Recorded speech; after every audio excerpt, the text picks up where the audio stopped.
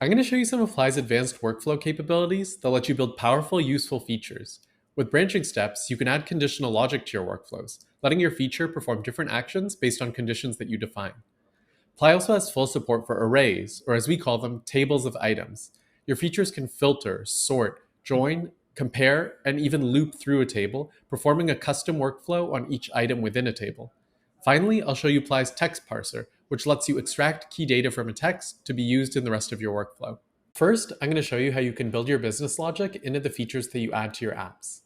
Let's say I have an online shop in Shopify. My support agents talk to customers in Gmail, and there are certain conditions for when they're allowed to grant refunds.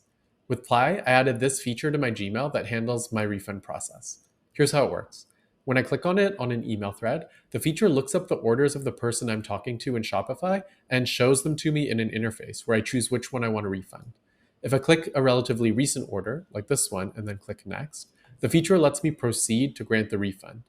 So I just granted a refund on that order in Shopify. On the other hand, if I choose a relatively old order, one that was placed more than 90 days ago, like this one from May, and then click Next, then the feature warns me that I can't grant a refund directly on an order that old. Instead, it asks me to provide a refund reason. And when I click Yes, the refund process gets escalated to this manager's channel in Slack, where a manager can follow this link to carry on the process from where I left off. Here's a quick look at this feature's workflow, or the steps that happen when I click on its button. The feature searches for the customer that I'm talking to in Shopify by email, gets their orders, and then shows them in an interface. Then it checks the selected order's date, and then a branching step determines what happens next. Branching steps work like this.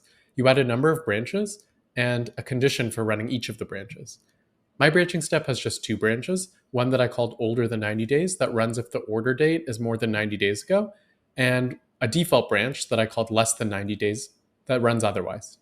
In older than 90 days, the feature shows an interface that gets the refund reason and then escalates the refund to the relevant Slack channel.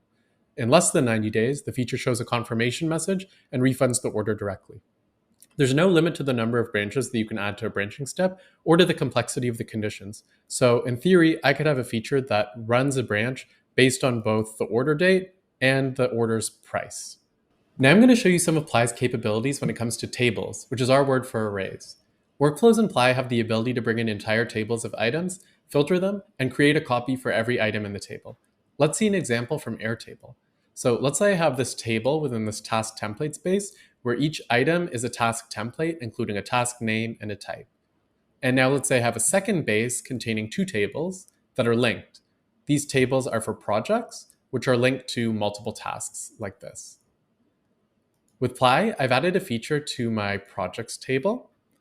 And when I click on it on a specific project, I see an interface that lets me choose from types in my task template base. So I can choose to create tasks of the marketing and product type within this project. And when I click create tasks, new tasks will be taken from this template and created in this task table linked to this new project. The project is also going to be signaled as in progress. So here are all the new tasks that I just created of the type that I filtered for. Apply workflows can also perform browser actions, like opening a URL in a new tab.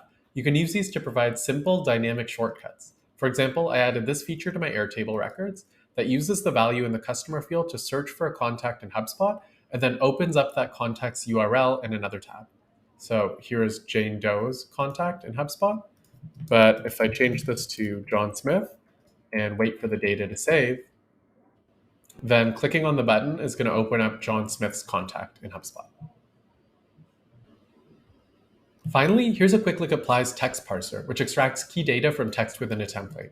I've used this data manipulator to add a feature to my Gmail messages, and when I click on it on a food delivery receipt, the feature extracts the restaurant name, price, and order date, and when I hit submit, that data gets sent over to Google Sheets in a structured way like this.